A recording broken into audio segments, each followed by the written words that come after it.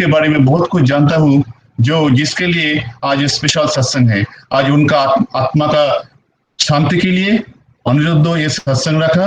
हम लोग परमपिता सभी मिलके परमपिता के अतुल चरण में श्रद्धेय स्वपन कुमार चंद्र के शांति कामना करते हैं। आइए अभी हम लोग सत्संग को आगे बढ़ाएंगे। अभी हमारे साथ उपस्थित है, हमारे साथ मौजूद है नूपुर माँ। नूपुर माँ, आप एक भजन परिवेशन कीजिए।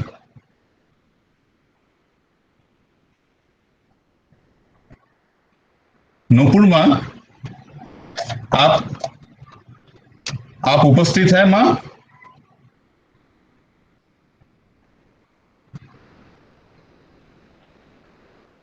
जय गुरु। नूपुर माँ मुझे लगता है अभी तक ज्वाइन नहीं कर पाए हम लोग। नूपुर माँ उपस्थित है आप? नहीं, ज्वाइन नहीं किया। अच्छा, ठीक है, ठीक है। रूम फुल हो गया तो कैसे ज्वाइन हो पाएगा? यूट्यूब लिंक आप जान पहचान किसी यूट्यूब का लिंक शेयर करो। आप जान पहचान किसी एक को निकल के ज्वाइन करवाइए। मैं एक सत्संग को आगे बढ़ाता हूँ। अभी हमारे साथ मैं रिक्वेस्ट करूंगा, मैं अनुरोध करूंगा, हमारे साथ मौजूद है शुभश्री विश्वास माँ। शुभश्री विश्वास माँ, आप मौजूद हैं? अनिरुद्ध भाई, शुभश्री माँ मौजूद है? হ্যালো, জয় গুরু, শোনা যাচ্ছে? হ্যাঁ মা, आप एक भजन परिवेशन कीजिए। সকলকে আমার জয় গুরু।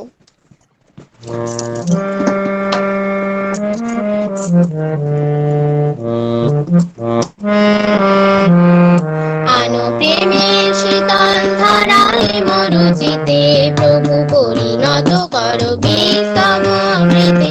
আনো প্রেমের শীতল ধারায় মরুচিতে, প্রভু পরিণত করো বিস্তব অমৃতে। দাও সূর্য করো চাঁদের আলো, যা প্রেমের পরশে মুছে আধার কালো। দাও সূর্য করো চাঁদের আলো, যা প্রেমের পরশে মুছে আধার কালো। এসো নিপীড়িত মানবের মুক্তিদাতা, বলো তুমি ছাড়া কে বাঁচে বিশ্বত্রাতা। এসো সুন্দর, এসো প্রেম ঘন, এসো শান্তি দিতে, যেন সর্বলোকেই পারে ভালোবাসিতে। আনো প্রেমের শীতল ধারায় মরুচিতে, প্রভু পরিণত করো বিস্তব অমৃতে। আনো প্রেমের শীতল ধারায় মরুচিতে, প্রভু পরিণত করো বিস্তব অমৃতে। আজ আর্য ভারত গেছে তোমায় ভুলে, তাই নাগিনীরা হিংসায় উঠেছে ফুলে। আজ আর্য ভারত গেছে তোমায় ভুলে, তাই নাগিনীরা হিংসায় উঠেছে ফুলে। যারা তোমার চরণ ছাড়া কিছু নাহি চায়, যদি হিংসার কোপে তারা কাঁদে হতাশা। যারা তোমার চরণ ছাড়া কিছু নাহি চায়, যদি হিংসার কোপে তারা কাঁদে হতাশা। তবে মহাকাল রূপে জেগে ধরে তীরে, প্রভু প্রাণ দান করো তুমি জীবন অমৃতে। এসো সুন্দর, এসো প্রেম ঘন, এসো শান্তি দিতে, যেন সর্বলোকেই পারি ভালোবাসিতে। আনো প্রেমের শীতল ধারায় মরুচিতে, প্রভু পরিণত করো বিস্তব অমৃতে। আনো প্রেমের শীতল ধারায় মরুচিতে, প্রভু পরিণত করো বিস্তব অমৃতে। আনো প্রেমের শীতল ধারায় মরুচিতে, প্রভু পরিণত করো বিস্তব অমৃতে। জয় গুরু। जय गुरु। अभी माँ, आपने जो ये गाना गाया, ये बहुत ही अच्छा मधुर अपने भजन परिवेशन किया। हम लोग मंत्र मुग्ध होके आप सुन रहे थे। जय गुरु माँ। अभी हम लोग सत्संग को आगे बढ़ाएंगे। अभी हमारे साथ फिर मैं रिक्वेस्ट करूंगा, हमारे साथ नूपुर माँ आप मौजूद हैं?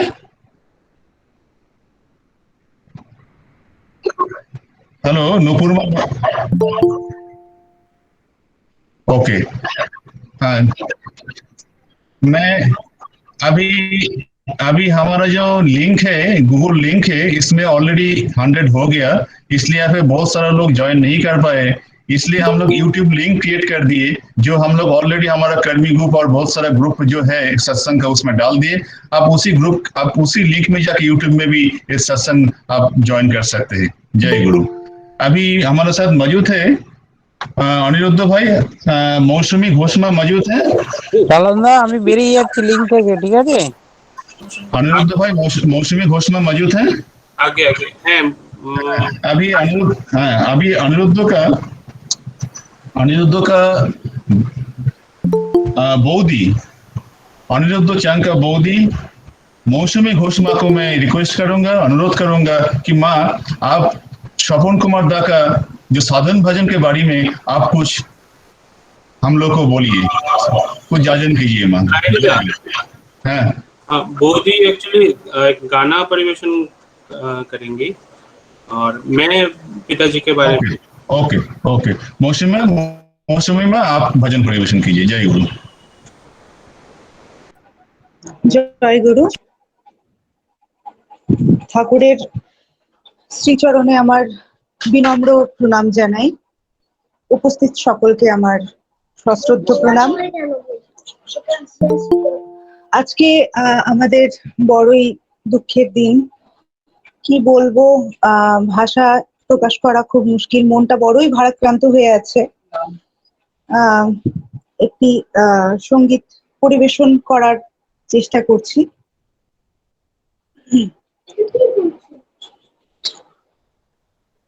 তোমার মহাবিশ্বে কিছুই হারায় না কবু,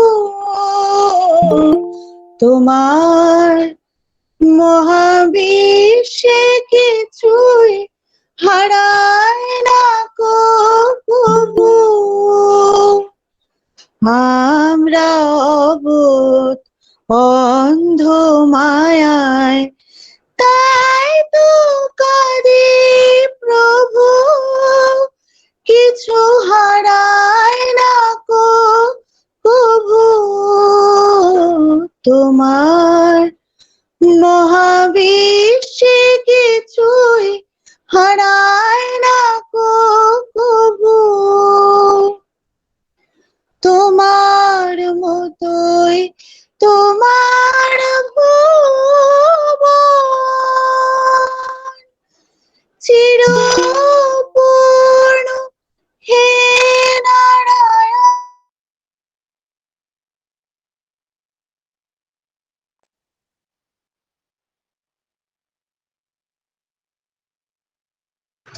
जय गुरु।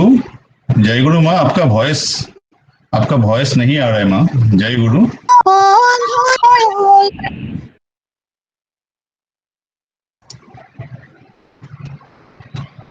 जय गुरु। मौसमी माँ, आपका नेटवर्क में कुछ प्रॉब्लम है, आप डिस्कनेक्ट हो गए शायद, हम लोग सुन नहीं पा रहे आपको। हेलो। हाँ, जय गुरु माँ, कंटिन्यू कीजिए, आप डिस्कनेक्ट हो गए थे, कंटिन्यू कीजिए। Thank you. তোমার মতোই তোমার ভুবন চিরপূর্ণ হে নারায়ণ। দেখতে না পায় অন্ধ নয়ন, তাই এ দুঃখ প্রভু, কিছু হারায় না কবু। তোমার মহাবিশ্বে কিছুই হারায় না কবু। ঝরে যে ফুল ধুলায় জানি হয় না কবু হারা, ওই ঝরা ফুলে যে জনম তরুণ তরুণ চারা জানি হয় না কবু হারা, হারালো মোর প্রিয় যারা, তোমার কাছে আছে তারা, আমার কাছে নাই তাহারা, হারায়নি তো তবু কিছু হারায় না তো কভু, তোমার মহাবিশ্বে কিছুই হারায় না তো কভু, আমরা অবোধ অন্ধ মায়ায় তাই তো কাঁদে প্রভু, কিছু হারায় না তো কভু, তোমার মহাবিশ্বে কিছুই হারায় না তো কভু। জয় গুরু। जय गुरु माँ, जय गुरु। बहुत ही अच्छा ये जो आपने भजन परिवेशन किए, बहुत ही मीनिंगफुल है। खास करके आज का जो हम लोग आज का जिस उद्देश्य में आज जो सत्संग हो रहा है, श्रद्धेय श्रवण कुमार दा का हम लोग आत्मा का शांति कामना के लिए सत्संग कर रहे हैं। तुम्हार महाविश्व कुछ भी प्रभु का जो महाविश्व है उसमें कुछ भी खो नहीं जाता है, सब कुछ रहता है, वही है। इसीलिए हम लोग साधन भजन में जुड़े रहते हैं। आइडियल सेंट्रिक एक्टिविटी हम लोग जो जजन जाजन इष्ट विधि नाम ध्यान सभी कुछ करते हैं, वही हमारा ताकि हमारा कुछ खो ना जाए। ठाकुर जी श्री श्री परम पुरुषोत्तम श्री श्री ठाकुर जी एक बात बोलते थे कि हमारा जीवन का उद्देश्य है स्मृति भाई चेतना लाभ करना। ये स्मृति भाई चेतना लाभ करने के लिए हम लोग जो भी करते हैं एक्टिविटी, इष्ट केंद्रिक एक्टिविटी, उसी के लिए है। इस और जब वो स्थिति भाई चेतना जब हम लोग लाभ करेंगे तब हमारा ये महाविश्व में कोई भी चीज हो नहीं जाएगा। जय गुरु। अभी हम लोग हमारे साथ मौजूद है, हम लोग सत्संग आगे बढ़ाएंगे। हमारे साथ मौजूद है राजश्री राउतरे माँ, उड़ीसा से राजश्री राउतरे माँ, आपसे निवेदन है आप एक भजन परिवेशन कीजिए। जय गुरु। राजश्री माँ, जय गुरु दादा। आप एक भजन परिवेशन कीजिए माँ। जय गुरु। सभी को मेरा आनंदित जय गुरु। मैं एक ओडिया में भजन परिवेशन करती हूँ। जय गुरु।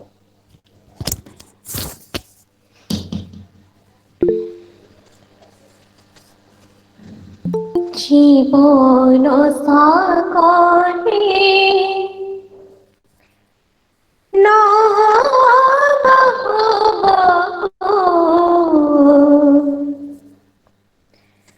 হেলি জীবিতি করা, জীবন সাগরে না হেলি জীবিতি করা, অকুଳରେ তিল কুଳର ସନ୍ଧାନ, ଅକୁଳରେ ତିଲ କୁଳର ସନ୍ଧାନ, ତୁମେ ମୋର ଧ୍ରୁବ ତାରା, ତୁମେ ମୋର ଧ୍ରୁବ ତାରା, তুমি মোর ধ্রুব তারা, জীবন সাগরে নাহবহু হেলি জীবিতি করা, হেলি জীবিতি করা, প্রেমময় তুমি দয়াল ঠাকুর, প্রেমরে দিছ ধরা, তুম সত নাম আশিষর ঝরা, প্রীতি মন্দাকিনী ধারা, কোটি জনমর কলুষ কালিমা, সবু ধই দিল পরা, মোর ধ্রুব তারা, তুমি মোর ধ্রুব তারা। জীবন সাগরে নাহাবো বাবু, হেলি জীবিতি করা, হেলি জীবিতি করা। যোজন যোজন ইষ্ট ভৃতি তোমা, জীবন নীতির পাই। পাপ তাপ জল যন্ত্রণারে পড়ি, কেবে ভুলিবে নাহি। সংসার সাগরে ও অন্ধকারে, তুমি জগৎ জ্যোতি পরা।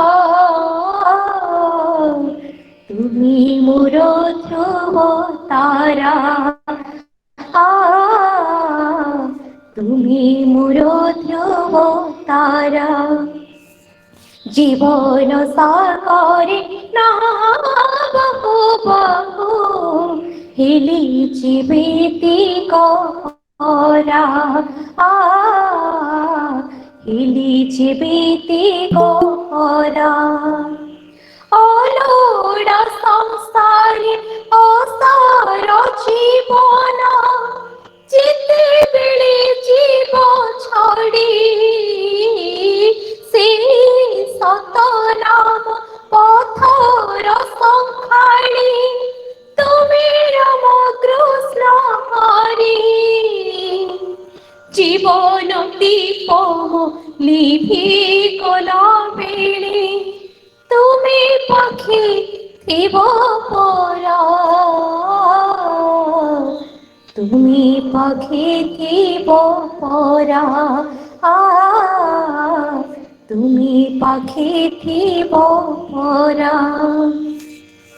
জীবন সাগরে নাহাবো বাবু, হেলি জীবিতি করা।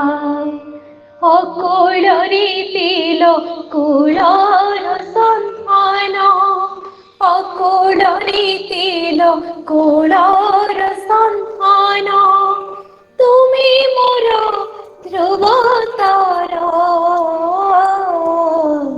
তুমি মোর ধ্রুব তারা,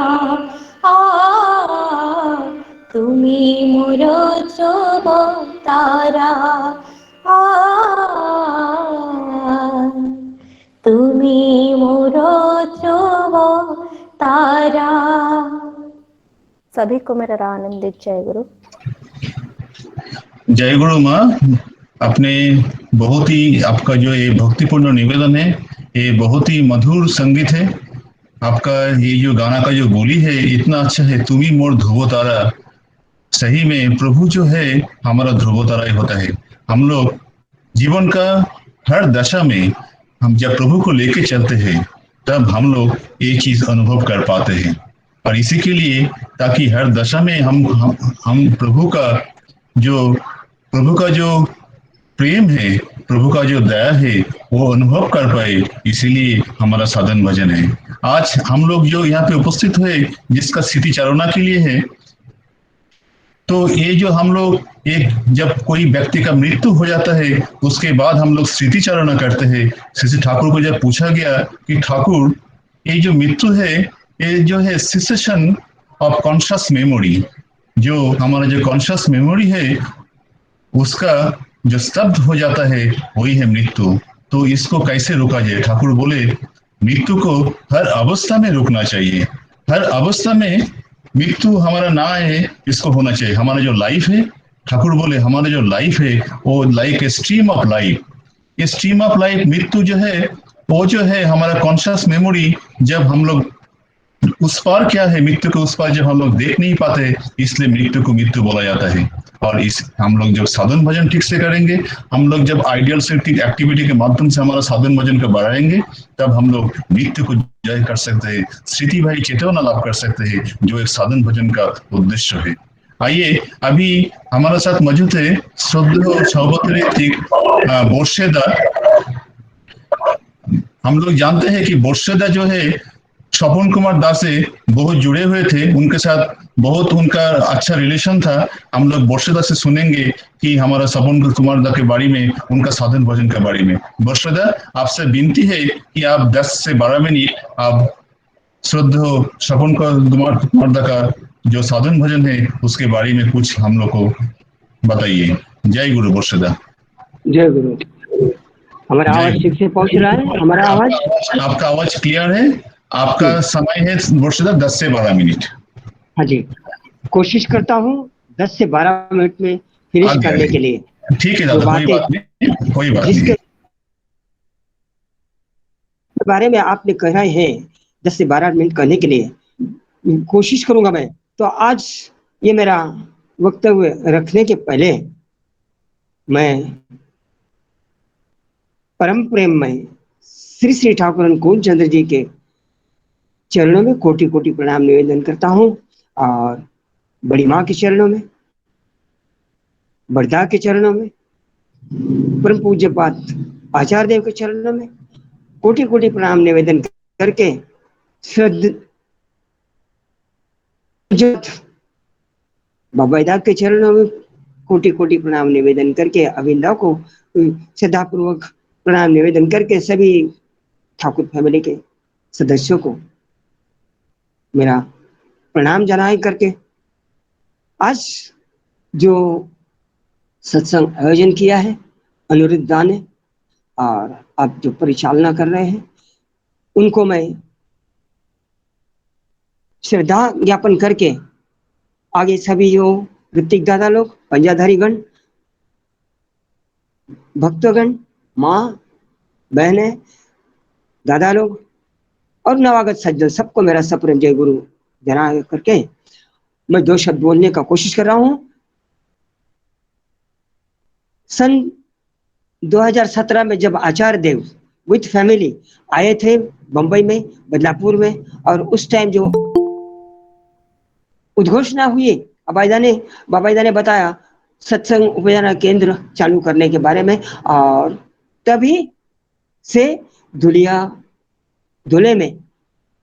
जिसको बोला जाता है अंग्रेजी में, हिंदी में, तो धुले में वो जो जगह सत्संग के लिए दी गई थी उसके ऊपर मैं अपने बंबई में, तो मैं सर्विस में भी था, सर्विस करके सत्संग के काम में भी था, सर्विस छोड़ने के बाद में सत्संग में काम में है, तो हम उस तरह से इधर रह करके सत्संग के काम में जुड़े हुए रहते हुए गांव में जो जमीन सत्संग के लिए दिया था उसके लिए आगे चल के जो कुछ करना जरूरी महसूस करता था उसके लिए मैं कोशिश में था।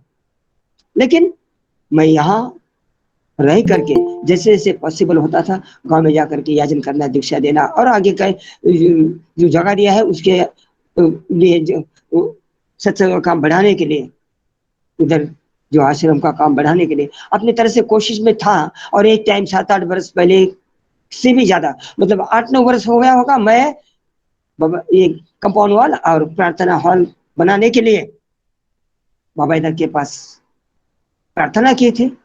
बाबाईदा बोले परिस्थिति देखो और चालू करो।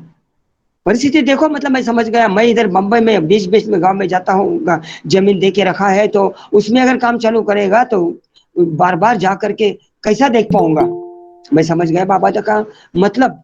बोले परिस्थिति देखो और चालू करो। परिस्थिति देखो मतलब वहां कुछ काम करने के लिए, देखने के लिए कोई आपके साथ में आदमी रहेगा तो आप बम्बई में रह करके वो काम करा सकते हैं। क्योंकि दीक्षा तो हुई थी बहुत सारी जगह में, गांव में भी, लेकिन वैयक्तिक जीवन, सांसारिक जीवन के अंदर ठाकुर के लिए जो भावधारा मन में होना चाहिए अच्छी तरह से, वो तब तक तो जागरूक किसी के अंदर हो ही नहीं थे। कोई आगे आके नियमित रूप से काम में पार्टिसिपेट करे ऐसे कोई तैयार नहीं हो रहे थे। मतलब संपर्क में था, इष्टवृत्ति देते थे, मैं इष्टवृत्ति लेके आके दादर सत्संग भवन से देवघर भेज देता था, उसका आगे विस्तृति भी जब मैं जाता था गांव में पहुंचा देता था, फिर से इष्टवृत्ति जमा करके मैं लेके आता था। ऐसा चल रहा था। और कंपाउंड वॉल और प्रार्थना का जगह के बारे में जैसे बाबा ने बताया कि परिस्थिति देखो, तो मैं रुक गया था। और 2017 में जब आचार्य देव विथ फैमिली जब ये बम्बई में आए थे, बदलापुर में आए थे, दादर में रुके थे, उस टाइम में धुले सेंटर का सुतोवाच हुआ। और तो बाबा इधर बता दिए, आचार्य देव बता दिए उस समय कि एक दादा आएंगे, आप तो इधर रहेंगे, वो दादा वहां का काम देखेंगे। और वो दादा थे सपन चांगदा। लेकिन उस टाइम वो उधर नहीं थे जब अनाउंसमेंट हुआ दादर सत्संग भवन ने। और ये जो सत्संग हुआ था अपना, इसका नाम मुझे याद नहीं आ रहा है अभी, कलकत्ता के आगे बीच में जो बड़ा सत्संग हुआ, कॉन्फ्रेंस हुआ, उस कॉन्फ्रेंस में सपन दा को बाबा ने बुला करके और उनको पूरा धुले सेंटर में जा करके काम देखने के लिए बता दिया। और मेरे से फिर सपन दा का पहचान हुआ, वो अनिरुद्धा के यहाँ आए थे बम्बई में। तो मतलब अनिरुद्धा उनका लड़का, सबको अभी बीच बीच में जो बातें हुई उसके अनुसार मालूम हुआ। तो वहां आए थे, फिर दादर सत्संग भवन में भी आए सपन दा। उस टाइम मेरा मुलाकात हुआ उनसे, और फिर आगे चल करके कैसे कैसे बात होगा वो बाबा के सुझाव के अनुसार निश्चित हुआ। बाबा बोल दिए कि सपन दा धुले में रहेंगे, काम की तरफ देखेंगे, और बोसेदा आप जाएंगे। बीच बीच में सपन दा को सहायता के लिए मराठी भाषी कोई चाहिए। सपन दा तो हिंदी अच्छी तरह से बोल लेते थे, और रिटायर हेड सर थे, वो एसपीआर थे, और अच्छी तरह से याद भी करके दीक्षा वगैरह उन्होंने उधर गांव में भी दिलाया था। तो वो दादा इधर आने से हमको बीच बीच में जाने के लिए सुझाव दे दिया, बाबा दा मराठी भाषी कोई चाहिए। मैं तो गांव में 2-3 महीने में एक बार जाता था, डिस्ट्रीब्यूट जमा करके लेके आता था, या जन दीक्षा वगैरह जो कुछ होता था वो कर लेता था। तो सपन दा को जब काम की तरफ देखने के लिए उधर भेजा गया, तो मैं 2-3 महीने में एक बार जाने के बजाय महीने में 2-3 बार जाना लगा उनसे सहायता करने के लिए। और ऐसा चल रहा था, छोटा मोटा सत्संग होता था, आयोजन होता था, दीक्षा भी मेरा जो पहले हुआ था उसके साथ साथ सपन दा भी दीक्षा उनके पास से जैसा हो, मैं नहीं रहने के बाद में जो एड्रेस फोन नंबर मैं देके रखा था उसके अनुसार उन्होंने भी संपर्क बढ़ाने का कोशिश किया। छोटा मोटा सत्संग वो भी लेते थे, नहीं तो बीच बीच में जाकर के मैं भी उनके साथ में रह करके सत्संग भी करते थे, और थोड़ा थोड़ा सत्संग का काम को बढ़ावा मिल रहा था। और इस तरह से 2017 में वो अनाउंसमेंट होने के बाद में 2018 में सपन दा अपने गांव से कुछ कुछ जरूरती चीजें लेकर के और फिर धुले में आ गए 2018 में। 2018 साल ऐसा ही चला गया, गांव में कुछ कुछ ठीक ठाक करके कुछ कुछ जरूरती सामान लाने के बाद, और इधर उधर कुछ गांव का कुछ ठीक ठाक करने के बाद में इधर 2018 में आ गए वो। लेकिन नियमित रूप से थे वो 2019 से, और मेरा जाना भी चालू था। और कैसे कैसे काम करना है, बाबा के सुझाव के अनुसार हम लोग काम कर रहे थे। अनिरुद्ध भी बीच बीच में पार्टिसिपेट होते थे, पापा को मिलने के लिए आते थे, और इस तरह से काम चल रहा था।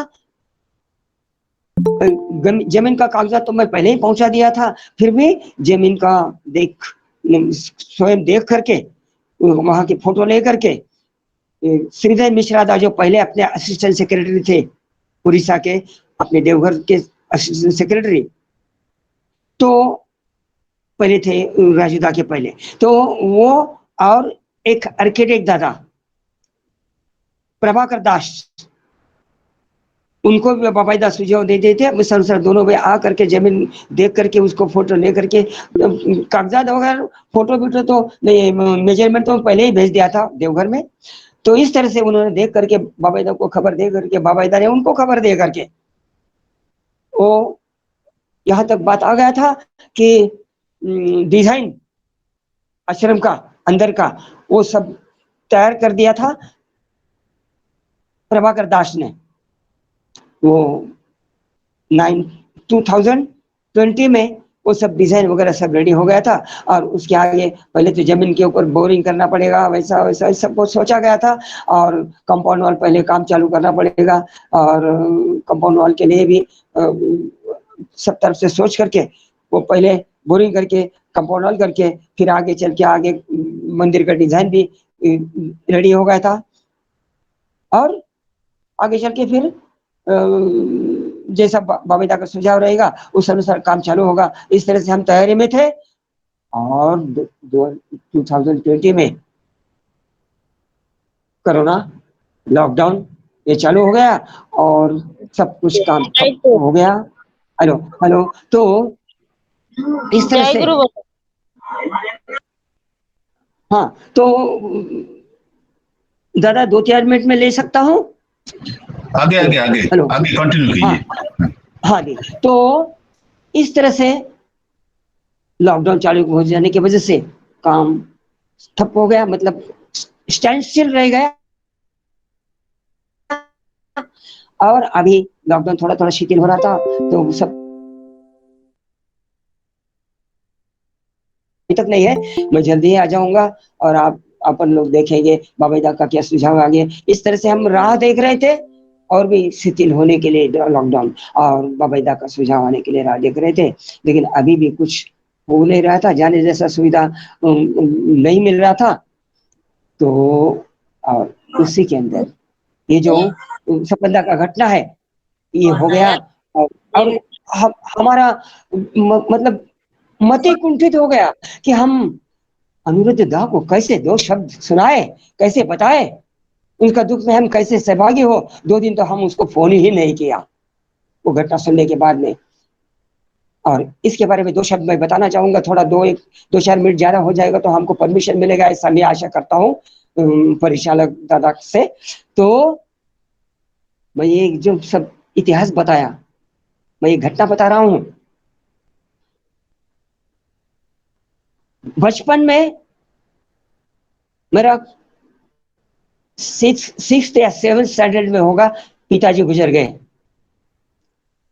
कुछ भी पिताजी का प्यार क्या होता है, पिताजी को सेवा किस दर से देना होता है, कुछ भी मालूम नहीं था। और घर में फिर माँ, मैं और बड़े भाई सर्विस में थे, वो सर्विस भी देखने का, घर की तरफ भी देखने का, मेरा भी कुछ एजुकेशन की तरफ देखने का। इस तरह से उनका तो बहुत ही हालत खराब हो जाता था, लेकिन वो चला रहे थे किस तरह से। और किसी तरह से मैं उसी परिस्थिति में एजुकेशन करना, खेती के काम के लिए भी देखना। मेरी जीजा ये आकर के वो खेती का काम कर तरफ मदद करते थे और मुझे भी थोड़ा अभ्यास संभाल करके खेती के काम की तरफ देखना पड़ता था। इस तरह से दिन गुजर रहा था। मैं एसएससी पास हो गया और कॉलेज भी हो गया। कॉलेज के बाद में जो कुछ और भी ऐसी कुछ डिफिकल्टी जाए, कॉलेज पूरा नहीं करके कॉलेज मुझे छोड़ देना पड़ा।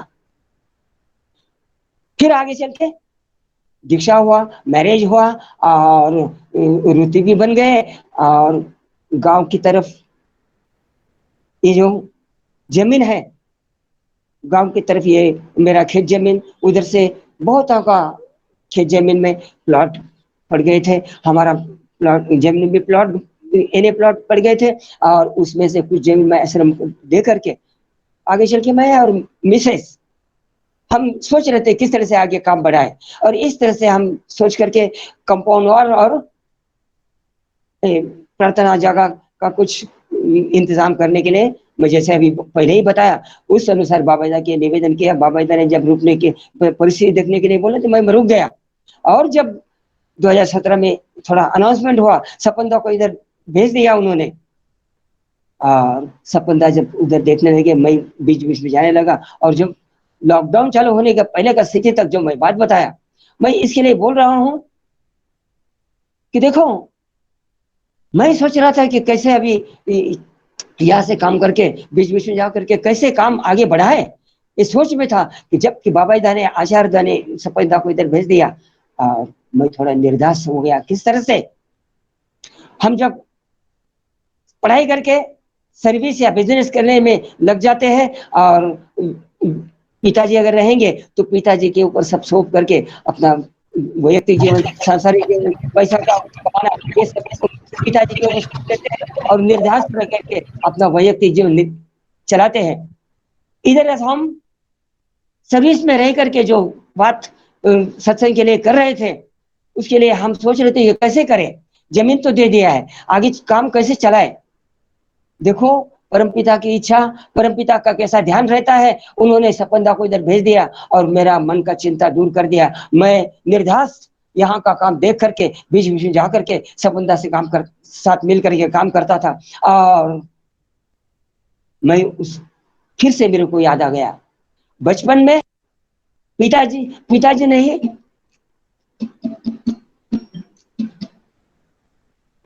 नहीं काम संभालने के लिए जीजाजी आ गए थे और जब कि मैं ये सत्संग का जमीन पर काम के लिए जो शुरुआत करने के लिए देख रहा था, लेकिन रास्ता नहीं सूझ रहा था क्या करे आगे।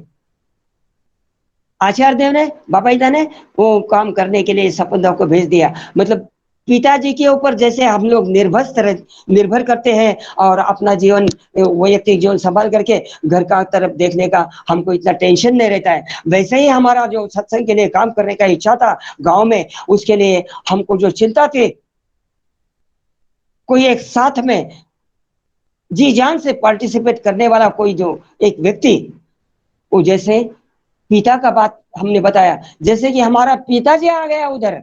उम्र में तो हम बड़े थे और उम्र में वो हमसे छोटे थे, लेकिन जो जिम्मेदारी वो संभाल रहे थे, हमको लगा कि हमारा पिता जैसे आदमी हम उधर हमको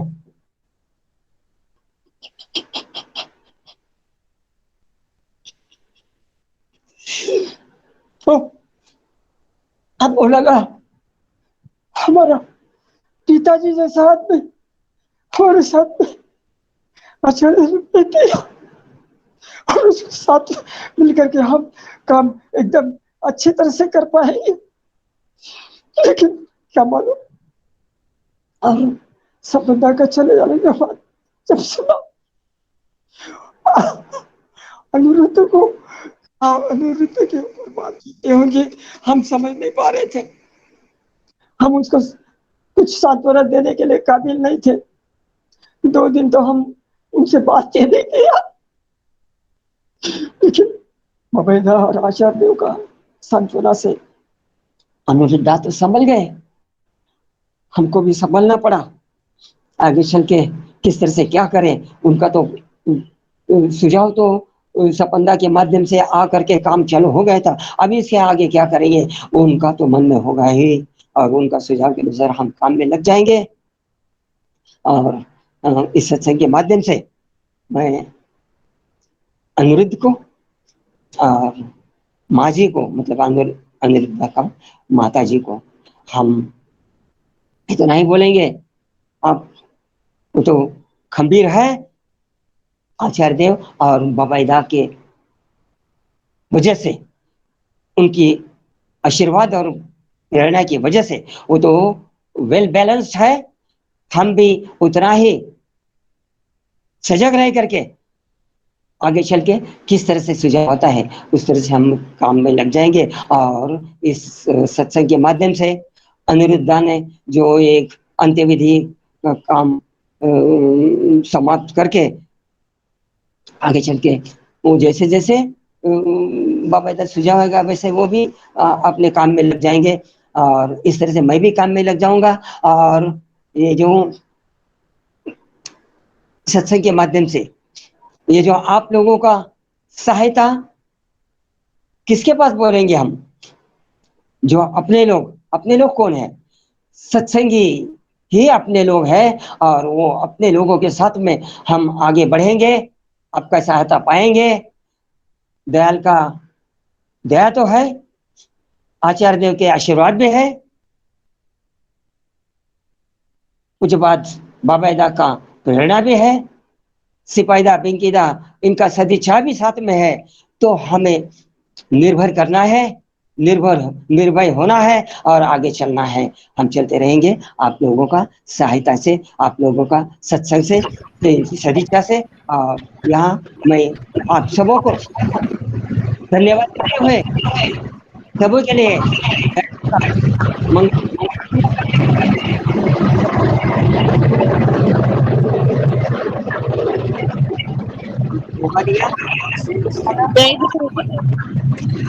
जय गुरु मुर्शिदा, जय गुरु।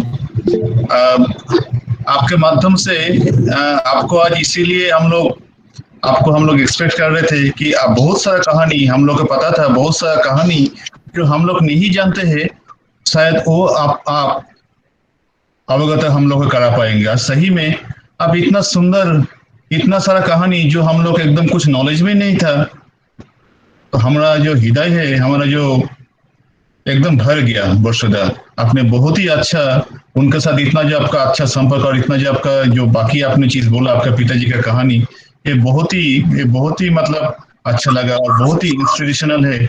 और हम लोग को ठाकुर जी का काम के लिए और भी हम लोग को अनुप्रेरणा देगा। आप जो जो घटना बोले, ये सब जो बोले, सब कुछ हम लोग ये पूरा जितना लोग यहाँ पे ज्वाइन किए सभी को ये अनुप्रेरणा देगा। जय गुरु मुर्शिदा। फिर कभी मौका मिलेगा तो फिर उनके बारे में हम लोग फिर सुनेंगे आपसे।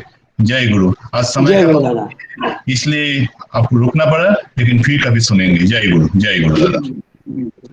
अभी हम लोग सत्संग को आगे बढ़ाएंगे। हम लोग जानते हैं कि सत्संग का टाइम 1.5 घंटा है, तो हो सकता है कि आज थोड़ा सा आगे चला जाएगा, क्योंकि स्पेशल एक बहुत ही विशेष सत्संग है। क्योंकि एक भक्त है जिसके बारे में हम लोग को बहुत कुछ पता नहीं है, जो उतना जिसको बहुत लोग जानते भी नहीं ठीक से। लेकिन जैसे हम लोग भक्त बलई एक किताब है ठाकुर श्री ठाकुर मतलब उस समय का, उस किताब में जो भक्त का नाम हम लोग पढ़े थे, उस समय हम लोग बहुत सारा कहानी पढ़े थे, आप लोग भी पढ़े होंगे। लेकिन जो आंखों के सामने जब कोई ऐसा घटना होता है, तब वो सुनने को कुछ अलग ही प्रेरणा मिलता है। अभी हम लोग सत्संग को आगे बढ़ाएंगे, लेकिन उससे पहले जस्ट मैं एक चीज घोषणा करना चाहता हूँ कि अभी हमारा ये गूगल लिंक है, इसमें बहुत सारा लोग 2-3 डिवाइस से जुड़े हुए हैं। एक ही नाम से 2-3 डिवाइस से जुड़े हुए हैं, जिसके लिए बहुत सारा लोग जुड़ नहीं पा रहे हैं। यूट्यूब का भी लिंक दिया गया है, आप लोग यूट्यूब से ज्वाइन कीजिए। और जो फैमिली से 1-2-3-4 मेंबर आप लोग जुड़े हुए हैं, आप प्लीज एक ही लिंक से ज्वाइन कीजिए, बाकी आप लोग यूट्यूब से ज्वाइन कीजिए। धन्यवाद। जय गुरु। अभी हम लोग सत्संग का आगे बढ़ाएंगे। अभी हमारे साथ मौजूद है ऐसा ही हमारा श्रद्धेय सभापति ऋतिक प्रणब दास दा के साथ भी हम लोग जानते हैं कि बहुत घनिष्ठ रिलेशन था हमारा श्रवण कुमार दा का। अभी हम लोग उनके मुंह से सुनेंगे श्रवण कुमार दा का साधन भजन के बारे में, उनका जो आइडियल सेंट्रिक एक्टिविटी उसके बारे में सुनेंगे। प्रणब दा, आपसे विनती है आप थोड़ा परिवेशन कीजिए। श्रद्धेय प्रणब दा। प्रणब दा, जय गुरु। आप 10-12 मिनट टाइम लीजिए, समय का पाबंदी है देखते हुए। जय गुरु। जय गुरु। जय गुरु। परम प्रेममय श्री ठाकुर परमार्थ जॉर्ज श्री वर्मा, परम पूज्यवाद श्री बरदा, परम पूज्यवाद श्री आचार्य देव, श्री दादा चरण सदगुरु प्रणाम। उपस्थित ऑनलाइन में जुड़े हुए सभी भक्तजनों को हमारा आंतरिक श्रद्धा और जय गुरु निवेदन करता हूँ। आज ये सत्संग है, मगर थोड़ा सा अलग हटकर आज जो हम इकट्ठा हुए हैं, ये हमारा भाग्य है। हम परमपिता से स्वपंदा का आत्मा का शांति कामना करता हूँ।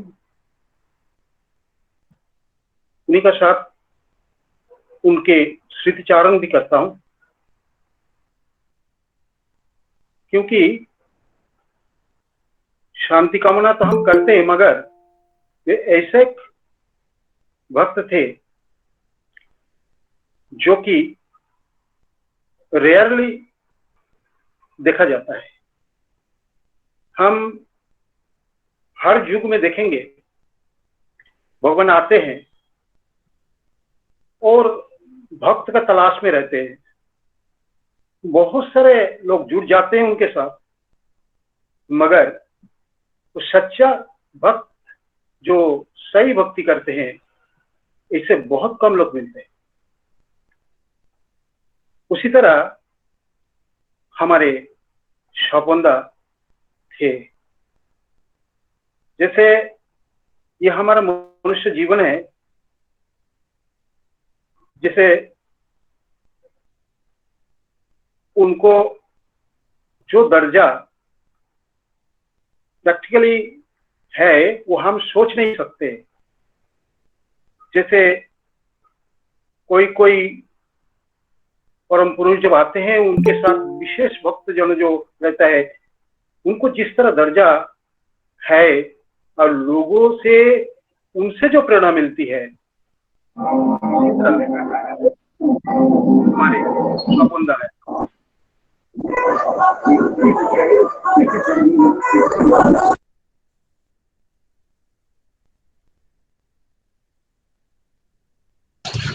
जय गुरु। प्रणब दा, आपका आप म्यूट हो गए। प्रणब दा, जो स्वपनदा है वो ठाकुर का जो दिशा निर्देश है, जो नीति नियम है, जैसे मंत्र लेने से किसी को शिष्य नहीं कहते, हृदय को शिक्षक या गुरु का आदेश पालन के लिए सर्वदा तैयार रहना चाहिए, ये वो आप कर लिए थे। और ऐसे जो भक्त है जो कि उनके कार्य के लिए आए हैं, जैसे मैंने कहा, ऐसा बहुत रियली आत्मा है। अब आत्मा तो अविनश्वर है, वो ना जन्म होता है उसका, ना मरण होता है। बीच में देह का माध्यम से जो वक्त होते हैं, व्यक्त करने का जो समय मिलता है, उस समय जो उनकी रोल है वो अदा करते हैं। और वो जो ठाकुर जी का जो निर्देश, to carry out the command of Guru without least hesitation, ये जो बात है, ये बखूबी निभाया है उन्होंने। To carry out the command without least hesitation. हम तो समझते हैं कि जिन्होंने इस स्वपनदा को, जो माता पिता का माध्यम से स्वपनदा आए थे, उस माता पिता को हम प्रणाम करते हैं, ताकि हर युग में भगवान आते हैं और भक्त का तलाश में रहते हैं। जब हम कई लाख दीक्षित है, उस समय ठाकुर जी कहते हैं, मुझे 2 लोग दे सकता है। वो पागल रहते, कंगाल रहते, ऐसे भक्त, ऐसे लोग, ऐसे उनके संतान जो टू कैरी आउट करेगा विदाउट एनी हेजिटेशन, वहां हर प्रश्न अस्त जाता है और उनको निर्देश को पालन करता है। उन्होंने, हम तो प्रैक्टिकली उनकी संगत ज्यादा नहीं कर पाए, मगर बहुत साल पहले से ही ये परिवार का साथ हमारे स्वर्गीय श्रद्धा सुदीप दा का माध्यम से ये चांग फैमिली का संपर्क में बातचीत या मैंने को जानकारी हुई थी। उन्होंने एक रिटायर्ड हेडमास्टर जो अलीपुरद्वार में, और उसके हम सभी लोग काम करते हैं, कार्य करते हैं, संसार करते हैं, हजार चीजों में व्यस्त रहते हैं, मगर वही जो उनका लक्ष्य है, गुरु ब्रह्मा गुरु विष्णु गुरुदेव महेश्वर, उनका निर्देश को सर पर लेके, उनके बोझा को सर पर लेके चलने वाला, जो बहुत ही कम मिलता है। हमारे परम पिता श्री श्री ठाकुर, हमारे प्रधान आचार्य देव पूज्यपाद श्री श्री बड़दा, हमारे वर्तमान आचार्य देव श्री श्री दारा,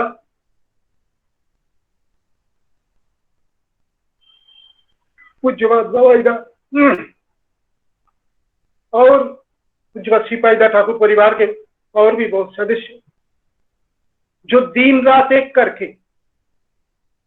खुद का जीवन, खुद का लाइफ, पर्सनल लाइफ को हम कभी सोचे, हम हमारा समस्या के लिए जाते, हम हमारा बिजनेस के लिए जाते, हमारा बच्चे को पढ़ाई नहीं होती, हमारा बिजनेस फेल हो जाता है, नौकरी नहीं अच्छा मिलती है, ये सारे चीज लेते जाते हैं और हम उजाड़ कर देते हैं। आज वही मेरा जो बड़ी बेटी है पुणे में, उनका मातृ सम्मेलन चल रहा था, तो सुन रहा था मैं, वो बेटी वो बोल रही थी कि मेरा जो पोता है, मेरा बाबा बेटी का बेटा, वो जब 6th स्टैंडर्ड में करीब थे, उसका पहले ही उसको बहुत सारे गोल्ड मेडल मतलब ऐसा जो आजकल कंपटीशन में मिलता है, तो वो मिला था। तो उनके दिल में रहता है, वो साथ में लेके देवघर में चले गए और हमारा दामाद और बेटी वो भी गए। उधर उसके दिल में था कि ये बेटी का, हमारा ये बेटा का ये गोल्ड मेडल मिला, और बेटे जो है, पोता जो है, उसका दिल में तो है ये बच्चा है। तो वो ऐसा साथ में लेके गए और प्रणाम किए। तो आचार्य देव बोलते ये क्या है? तो बोले वो गोल्ड मेडल है। इतना गोल्ड मेडल? वो कितना खुश हुए, कितना उनकी खिल उठे उनकी चेहरा। तो मेरा बेटी बोल रही कि बहुत सारे लोग जाते हैं, बहुत सारे लोग, हजारों लोग मिलते हैं, दुख बताते हैं, कोई की समस्या बताते हैं, मगर ऐसा जब खुशी का खबर जब कोई उनको मिलता है तो कितना आनंद होता है। तो हमें इस तरह उनका जो आनंद कैसे होगा, वो कैसे खुश होंगे, उसका एक ही उनकी इच्छा होती है कि ये सत्संग, ये जो लोक कल्याणकारी ये जो सत्संग, ठाकुर का नाम, ये कैसे जगह जगह पे फैल जाए और लोगों को जीवन मिले, लोगों को आनंद मिले। और ये कार्य करने के लिए हमें मनुष्य चाहिए। इसीलिए तो वो सीआर दास को ठाकुर जी ने कहा था कि मनुष्य तैयार कीजिए, आपको सब कुछ हो जाएगा, मनुष्य तैयार कीजिए। तो आज ऐसे ही मनुष्य, ये हमारे स्वपनदा, और विदाउट एनी हेजिटेशन उन्होंने वहां से इधर सीधा एकदम अननोन वो मतलब एरिया, वो उन कल्चर और सब कुछ जो भी उनकी कमांड है, जो भी उनका निर्देश है, वो पालन करने के लिए इधर विदाउट एनी हेजिटेशन इधर आ गए।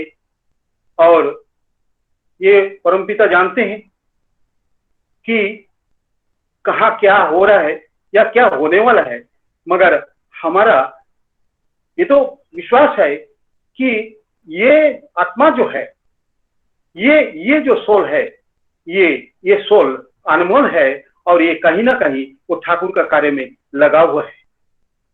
आज इस दिन हम सब जहाँ की अहंकार, नाम कमाने के लिए कंपटीशन, ये सारे चीज जब देख रहा है, वहां ठाकुर जी बोलते हैं अजोपा नामेर कोरोनेशन, अजोपा नामेर कोरोनेशन। नाम तुम अपना नाम कमाने के लिए पागल हो रहे हो।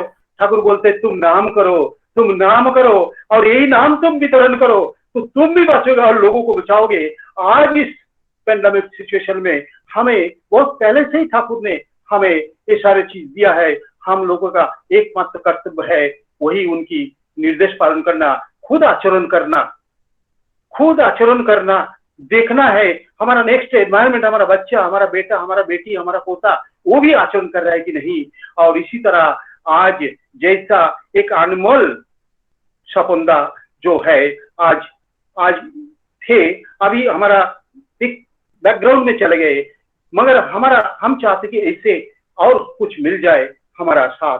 तो इसके लिए सत्संग को उपस्थापना, इसके लिए सत्संग करना, ये ऑनलाइन सत्संग करना, ये वाणी पाठ करना, भजन कीर्तन करना, और ईश्वर के माध्यम से मनुष्य तैयार करना, ताकि हमारा बीच में से ये ऐसे स्वपंदा मिल जाए। स्वपंदा कहीं नहीं गए, स्वपंदा इधर ही है, और वो देखना चाहते हैं कि जो अधूरा कार्य है वो कार्य कैसे पूरा हो हम सबका बीच में से।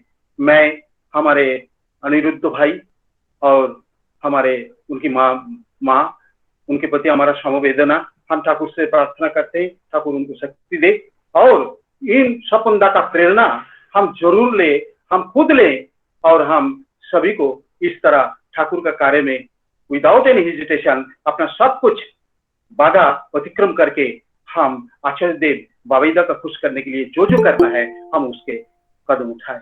मैं समय सीमा है, अब आज का परिस्थिति जो है इस पर मैं दो चार शब्द जो मैंने निवेदन किया, मैं आप सबका मंगल प्रार्थना करता हूँ।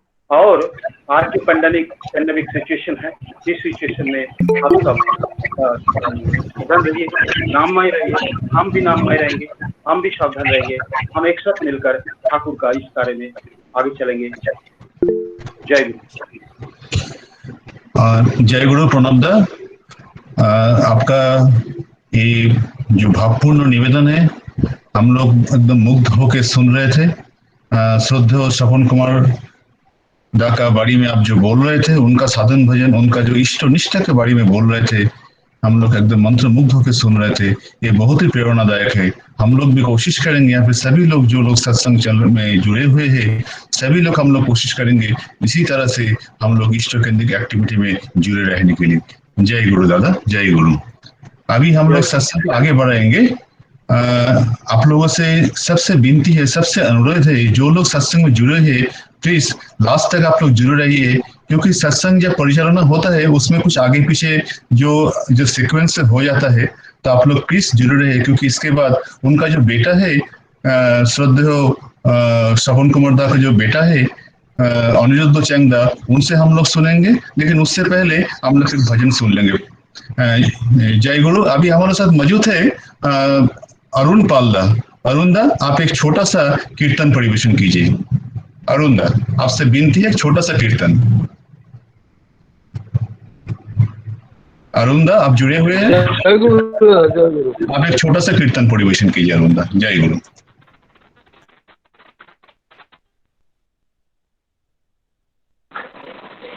परम दयाल ठाकुर चंद्र कोटि कोटि प्रणाम। परम अध्याय बड़ माँ के चरणों में प्रणाम। परम पूज्य पाद श्री बड़दा के चरणों में मेरा प्रणाम। पूज्य पाद आचार्य दादा के चरणों में प्रणाम। ऑनलाइन सबको मेरा जय गुरु। आया रे प्रिया परम दयारा, आज जगमग दुनिया सारा, आज जगमग दुनिया सारा, हर जीवन प्रकाशित करने आया रे प्रिय परम दयारा, आया रे प्रिय परम दयारा, आया रे प्रिय परम दयारा, जगमग दुनिया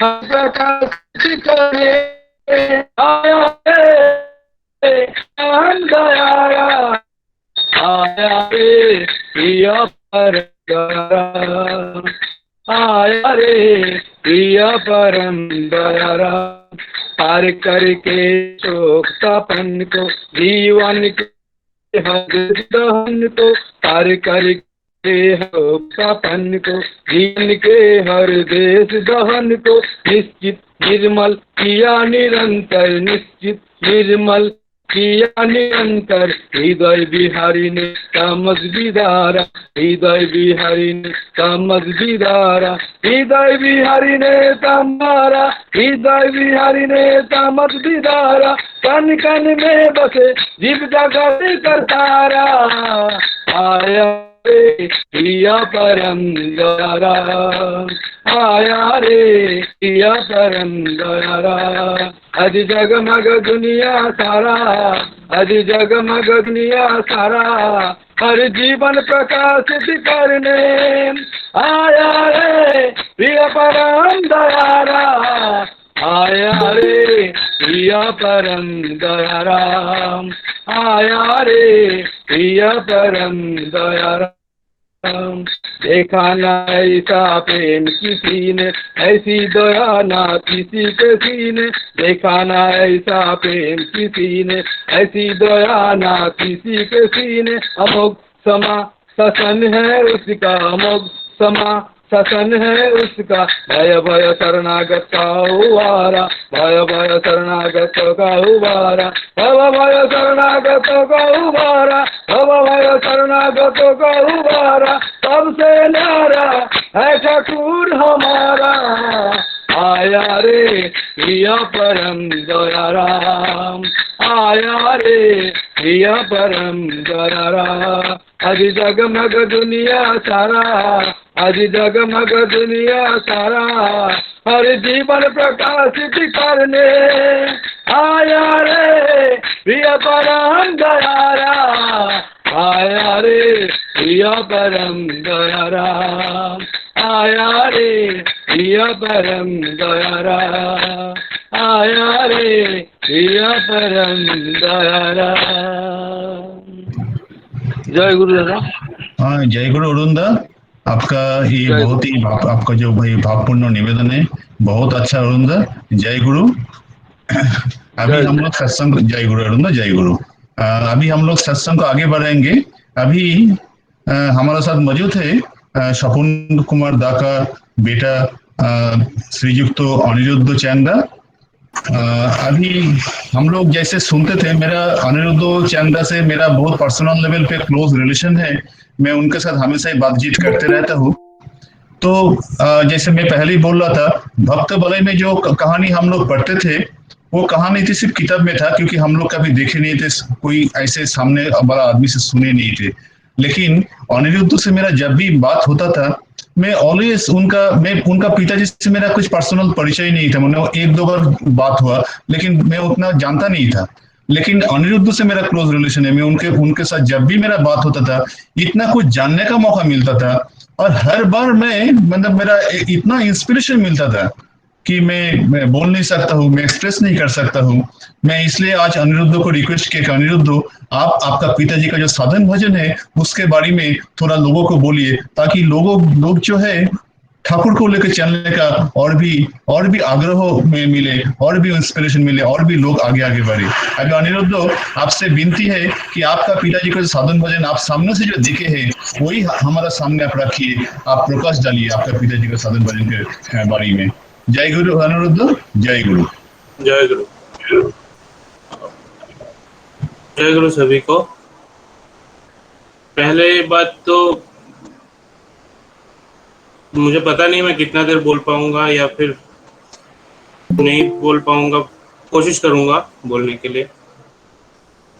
पिताजी के बारे में दोनों ने, यशवंत जेठू ने और दास जेठू ने ऑलरेडी बोले हैं काफी। तो मैं कोशिश करूंगा ठाकुर जी, पिताजी और मैं, इसके बीच में क्या कनेक्शन था। पिताजी गए, दुख तो हुआ है, मुझे भी दुख हुआ है, सबको हुआ है, मुझे तो हो गई। तो लेकिन मैं एक चीज सोचता हूँ कि ठाकुर जी के बेटे हैं हम लोग सब। ठाकुर जी को कितना दुख हो रहा है। सिर्फ पिताजी नहीं, ऐसे उनके बहुत सारे बेटे चले गए इस कोरोना में। तो हम लोग रोके उनको और दुख पहुंचाना क्या सही रहेगा हमारे लिए? शायद नहीं। मुझे लगता है हम लोगों को जो उनका काम है, जो वो चाहते हैं हो दुनिया में, उस पे फोकस ज्यादा करना चाहिए। पिताजी से भी मुझे यही शिक्षा मिला है हमेशा। वो कभी भी बहुत ज्यादा खुश हो जाना, खुश होके कुछ गलती कर लेना, बहुत ज्यादा दुख में आ जाना, दुख में आके कुछ गलती कर लेना, ये सब कभी भी पसंद नहीं करते थे।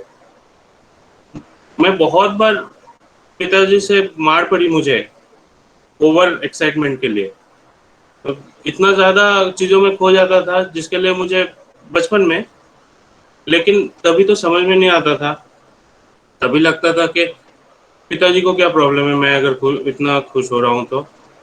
लेकिन जब थोड़ा समझने का उम्र हुआ, ठाकुर जी के बारे में पिताजी हमेशा बोलते थे, तभी समझ में आने लगा कि पिताजी क्यों बोलते हैं। आज और अच्छे से समझ में आता है क्यों बोलते हैं। पिताजी शरीर छोड़ के गए हैं, लेकिन वो है आसपास में ही।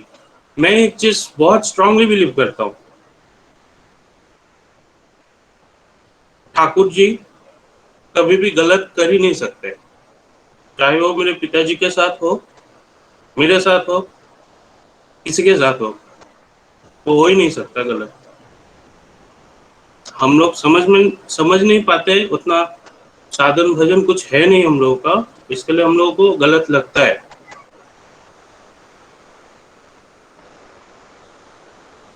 हॉस्पिटल में मैं रोज गया 12 दिन तक। एक्चुअली मुझे सीवियर अस्थमा का अटैक होता है, तो इसके लिए मुझे जब पिताजी का कोरोना डिटेक्ट हुआ तभी ठाकुरबाड़ी से भी और जो मेरे डॉक्टर पहचान के हैं वो लोगों ने भी बोला है तू फोन पे जितना हो सके वैसे मैनेज कर, जरूरत होगा तो देखेंगे, इमीडिएटली मत जा, क्योंकि तुझे कुछ हुआ तो तुझे जिंदा रखने का साधन मेडिकल में अभी है नहीं। जो हालत है ऑक्सीजन, मेडिसिन, ये सब का, तो मैं कंटिन्यूअसली मम्मी पापा के साथ बात करता रहता था फोन पे, कब कौन सा मेडिसिन देना है, किसको पहले मम्मी का, पहले पापा का, किसको पहले देना है मेडिसिन, ये सब मैं घर पे बैठ के करता रहता था। ऑफिस चलता था ऑनलाइन, लेकिन मैं मोस्टली ऑलमोस्ट छुट्टी पे ही था। लेकिन जिस दिन पिताजी को एडमिट करने का सुझाव दिया डॉक्टर ने, उस दिन मेरे फैमिली में और एक बहुत बड़ा हादसा हुआ। मेरे प्यारे मेरे कजन भाई হ্যাঁ ঠাকুরবাড়ি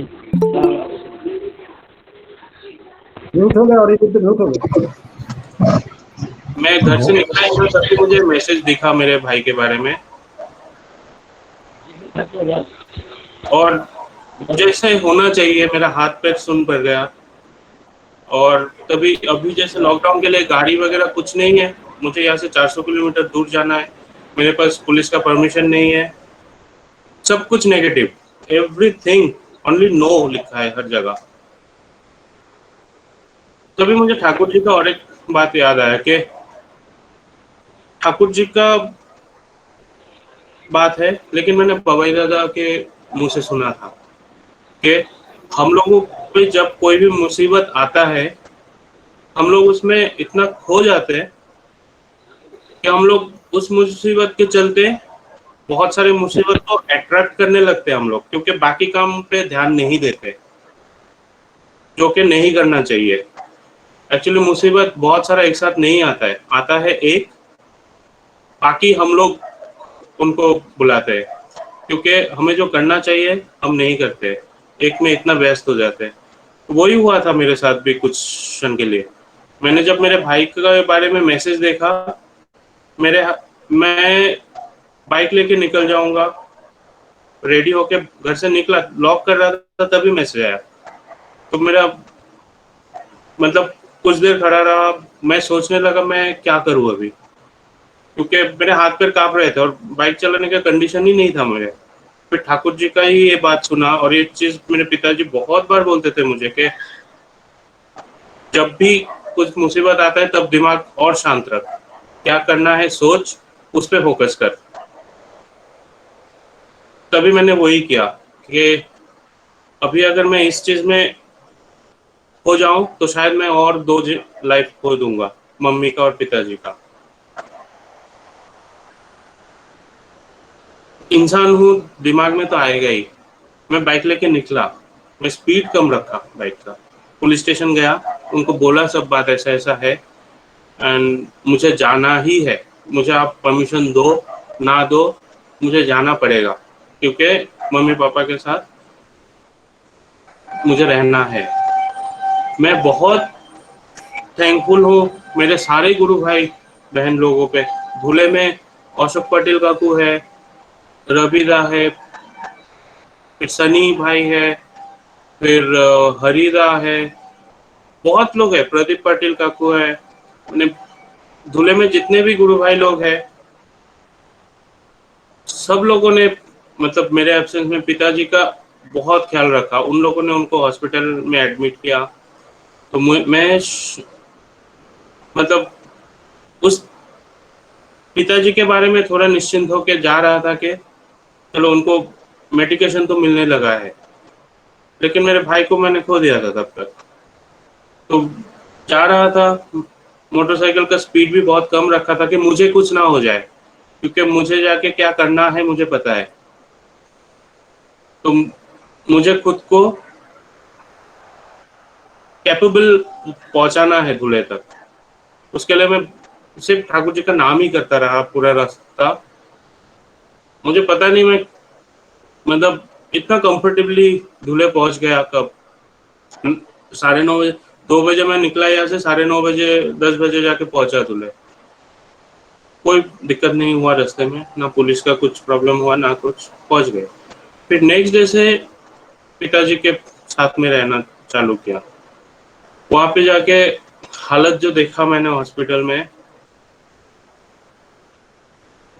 मैं जाके पहले जो मास्क वगैरह तो था ही, शील्ड ढूंढा था मैंने फेस के लिए, फेस कवर जो शील्ड होता है, क्योंकि मुझे मालूम था कि मुझे कोविड पेशेंट के बीच में जाना पड़ रहा है तो मुझे थोड़ा सिक्योरली जाना पड़ेगा। नहीं मिला मुझे शील्ड, कोई भी दुकान में शील्ड अवेलेबल नहीं था। तो लेकिन मुझे वो खुद को सेफ रखना ही है, मेरे को पास ऑप्शन नहीं है कुछ भी। तो मैं दिन भर हेलमेट पहन के ही रहता था मेरा बाइक का। तो ये सब करके तभी पिताजी के पास रहने लगा। अभी बीमारी भी ऐसा है, मैं किसी को बोल नहीं सकता कि भाई आओ मुझे थोड़ा हेल्प करो। हेल्प करने के लिए बहुत लोग हैं, किए भी है बहुत लोग, लेकिन मैं अपने से नहीं बोल पा रहा था किसी को, क्योंकि मुझे नहीं मालूम कि ये बीमारी अगर किसी को हो जाए और हो जाएगा तो क्या रिजल्ट आएगा। तो ठाकुर जी की दया से मुझे जितना शक्ति मिला, मैं घर आना, मम्मी का देखभाल करना, फिर घर हॉस्पिटल जाना, फिर आना, फिर हॉस्पिटल जाना, जो करना लगा, जो करना जरूरत महसूस हुआ मैं करते रहा। तभी पिताजी बोलने की हालत में थे, लेकिन कुछ दिन में वो डेटोरेट होने लगा, थोड़ा सा खराब होने लगा, उनका ऑक्सीजन लेवल कम होने लगा, बिकॉज इन्फेक्शन बढ़ गया था चेस्ट में। इस सब के बीच में मैंने बहुत सारी चीजें फील किया और हर एक चीज में कहीं ना कहीं ठाकुर जी थे। मुझे कहाँ से इतना मतलब दिन भर में खड़ा रहता था, बैठने का कोई जगह नहीं था हॉस्पिटल में। 17-18 घंटा हेलमेट पहन के खड़ा रहता था मैं उधर, और 16-17 कोविड पेशेंट्स था। मैं ठीक था, ताकत भी था शरीर में, 1 दिन 2 दिन नहीं 12 दिन ऐसे चला। ठाकुर जी का दया के बिना ये नहीं पॉसिबल था, मुझे मालूम है ये चीज। मैंने पहले भी कुछ ना कुछ काम से दो रात अगर जाग लिया तो थर्ड डे को मैं शरीर नहीं चलता है। तो मेरे हेल्थ के बारे में मुझे थोड़ा बहुत मालूम है। वहां पे 12 दिन ऐसे निकल गया। पिताजी को देखते थे, पिताजी के आसपास बहुत सारे कोविड पेशेंट्स थे, सबको मैं चिल्लाना, पेन से चटपट करना, सब कुछ देखा। मुझे लगता था पिताजी भी कभी होगा शायद ये, लेकिन वो अजीब सा एक मतलब एक अनुभूति मैं बोलूंगा। जब भी उनका ऑक्सीजन लेवल 60-64 ऐसे होने लगता था, पिताजी खो जाते थे कहीं पे, मुझे नहीं पहचानते थे। तभी मैं सामने जाके पूछता था मैं कौन हूँ, जानते हो आप? तो देखते रहते थे, आंसर नहीं दे पाते थे। फिर मैं फोन निकाल के ठाकुर जी का फोटो निकाल के उनको दिखाता था, ये कौन है? वो प्रणाम करने लगते थे। ये मेरा दयाल ठाकुर है, बहुत अच्छे है, इनका बात सुनना सब।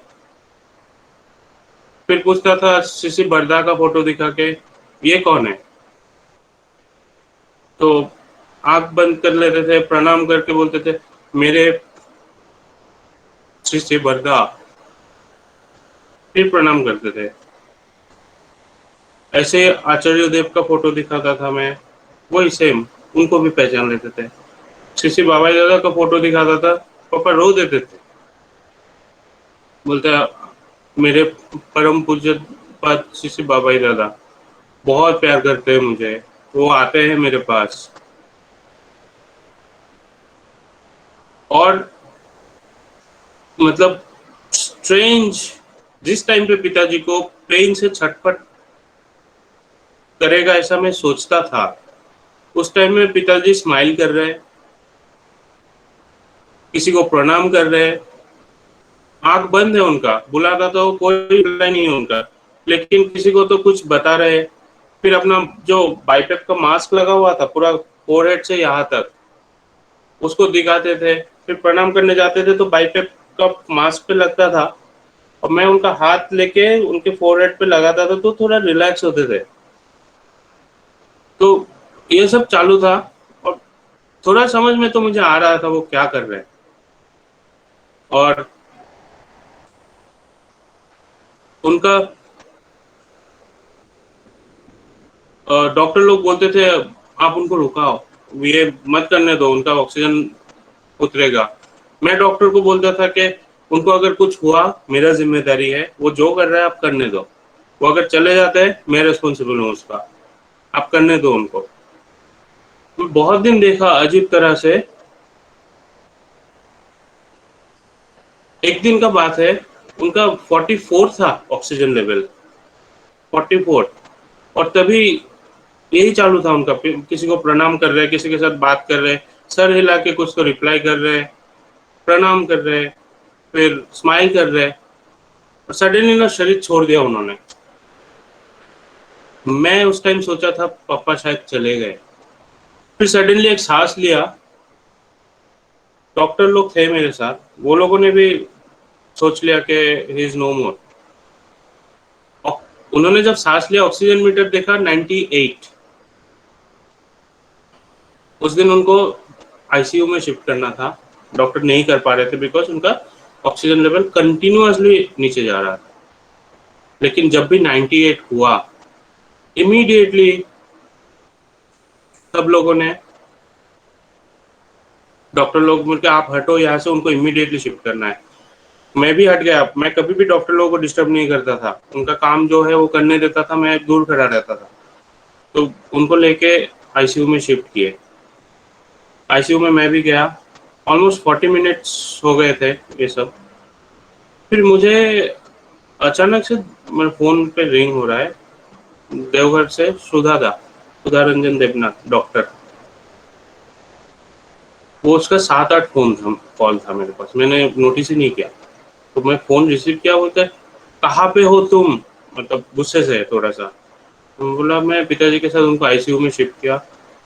बोलता पूज्यपाद बाबा दादा बार बार पूछ रहे हैं तुम्हारे पिताजी के बारे में। तो मैंने उनको सारा इंसिडेंट बताया, ऐसा ऐसा हुआ अभी। बोले कितना देर पहले का बात है? मैं बोला 40 मिनट जैसा होगा, 35-40 मिनट ऐसा। तो सुधादा ने बहुत एक दीर्घ निश्वास बोलते हैं ना करके ऐसे सांस छोड़ा, बोला पता नहीं क्या चल रहा है। बोला क्यों? बोला बाबा दादा ने देवघर में प्रार्थना खत्म होने के बाद मुझे ढूंढ रहे थे। कितना देर पहले मैंने पूछा? बोला वही 35-40 मिनट पहले का बात है। वो बोला क्या हुआ फिर? बोला बाबा दादा ने पूछा अनिरुद्ध को फोन कर पूछ उसका पिताजी अब कैसे है। ये जो शब्द है अब कैसे है, पता नहीं, मैंने वो उनको ही मालूम है उन्होंने क्यों पूछा, बट मैंने जो देखा मुझे समझ में आ गया वो क्यों पूछा। तो ऐसे हर दिन उन्होंने बहुत बार खबर लेते थे और हमेशा यही चीज होता था कि जब भी प्रॉब्लम, मतलब उनको प्रॉब्लम होना चाहिए वो आनंद में रहते थे, ऐसा लगता था उनको देख के। मुझे बहुत बार लगा कि शायद वो अच्छे हो रहा है, ठीक हो रहा है। एक दिन का बात है, उन्होंने मेरे साथ बात किया बहुत देर तक नॉर्मल वॉइस से, आईसीयू में, ऑक्सीजन लेवल बहुत कम था। तो वही चीज मैं शाम को जैसे बाबा दादा को इन्फॉर्म करता था हर एक, शाम को नहीं, दिन में 5-6 बार वो पूछते थे तो 5-6 बार ही करता था। रात को मैं जब इन्फॉर्म करने के लिए फोन किया तो दादा को बोला कि पापा आज मेरे साथ बहुत देर तक बात किए। तो दादा बोला क्या मतलब, कब? बोला शाम के बाद, प्रेयर के बाद। उन्होंने मुझे पूछा, आज बाबा दादा ने मुझे क्या पूछा पता है? बोले क्या? बोला अनिरुद्ध को पूछ उसके पिताजी बात कर रहा है कि नहीं कर रहा। उस दिन शाम से पहले पापा बात नहीं कर रहे थे, बात आ ही नहीं रहा था उनके मुंह से। तो ये सब चीज बहुत एक बाद एक होने लगा। आज टाइम भी शॉर्ट है,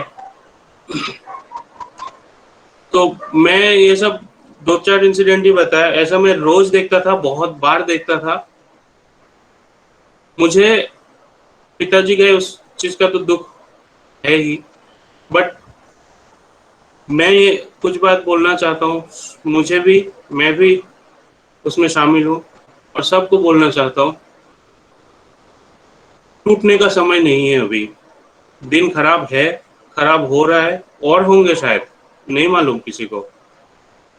हम में से बहुत लोग रहेंगे, बहुत लोग नहीं रहेंगे। मुझे लगता है कि हम लोगों को काम क्या है उस पर फोकस रखना है। अभी टाइम है, जो लॉकडाउन है, अगर फ्री है तो हम लोगों को ठाकुर जी के बारे में पढ़ना चाहिए, और जो काम है उसका कुछ प्लानिंग कर सकते तो करना चाहिए।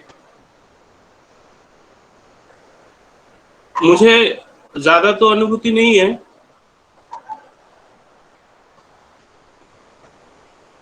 लेकिन मैं जानता हूं ठाकुर जी हमारे पिता है, हम सबके पिता है। तो उनका ही एक बेटा था मेरा पिताजी भी, वो गए तो उनको कितना दुख हुआ है। आचार्य देव को, बाबा दादा को, सबको कितना दुख हुआ है मालूम है। हम लोग कल्पना भी नहीं कर सकते उन लोगों को कितना दुख हो रहा है। रोज किसी ना किसी का खबर उनके पास आ रहा है। तो हम लोग और बीमार होके उनको नहीं दुख पहुंचाते हैं, ये संकल्प करते हैं हम लोग। जो भी प्रोटोकॉल है कोविड के लिए सब फॉलो करते हैं अच्छे से, कोशिश करते हैं कि बीमार ना पड़े, कोशिश करते हैं हम लोग ना रोए, रोना ना पड़े हम लोगों को। हम लोग रोएंगे उनको ही दुख होगा, उनको दुख नहीं देना है हम लोगों को। उनका जो भी काम है, जैसे बोरसे जेठू ने बोला धुलिया के बारे में, काम अब क्या होगा मुझे मालूम है, अब होगा, सब होगा, हम लोग करेंगे, हम लोग करेंगे सब काम। बाबा दादा का काम है, वो हम लोगों पे विश्वास करते हैं, हम लोग उसका विश्वास नहीं तोड़ सकते हैं। पिताजी ठाकुर जी के इच्छा से गए हैं, ये तो बात निश्चित है, क्योंकि दुनिया में कुछ भी काम उनके इच्छा के बगैर, उनको बिना मालूम के नहीं होता है, और उनके इच्छा से जो होता है वो गलत नहीं होता है। This is universal truth. ये कोई फील करे ना करे, माने ना माने, सबकी अपनी अपनी इच्छा है। मैं मानता हूँ वो गलत नहीं हो सकते, वो गलत नहीं करते। उनका प्लान हम लोगों को समझ में नहीं आता है, इसके लिए हम लोग सोचते हैं कि अच्छा हुआ या गलत हुआ, लेकिन जो होना है वही होता है, उनकी इच्छा से ही होता है, ये मैं मानता हूँ। दुख होता है, लेकिन मैं दुख ही नहीं रहना चाहता हूँ। मैं चाहता हूँ ठाकुर जी को दुख नहीं पहुंचाना, बस। और मैं सबसे विनती करता हूँ कि हो सके तो दुखी मत रहिए कोई भी, यही बोल के सबका मंगल प्रार्थना करता हूँ ठाकुर जी के पास। और दया करके कोई बीमार मत रहिए। ये बीमारी किसी का अपना नहीं। अपने घर पे भी अगर कोई बीमार है, मम्मी पापा कोई भी, मम्मी पापा अपने हैं लेकिन कोरोना अपना नहीं है, वो समझ के चलिएगा सब लोग। जो सोशल डिस्टेंसिंग, जो प्रिकॉशंस लेना होता है घर पे, प्लीज लीजिए।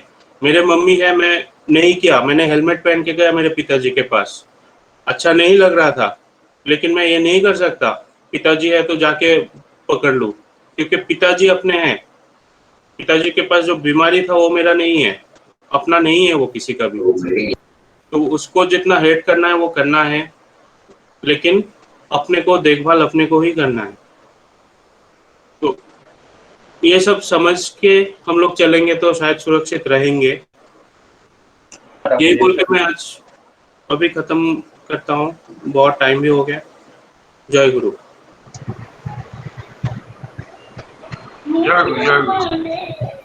अनिरुद्ध भाई, जय गुरु।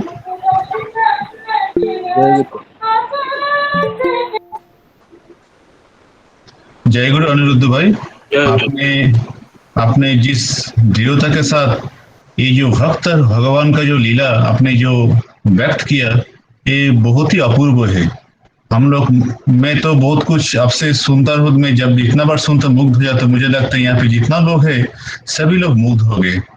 और आपने इतना दृढ़ता के साथ, क्योंकि पिताजी को चला जाने का जो सबसे बड़ा वेदना है, सबसे जो दुख है, वो उनका पुत्र को ही होता है, उनका संतान को ही होता है।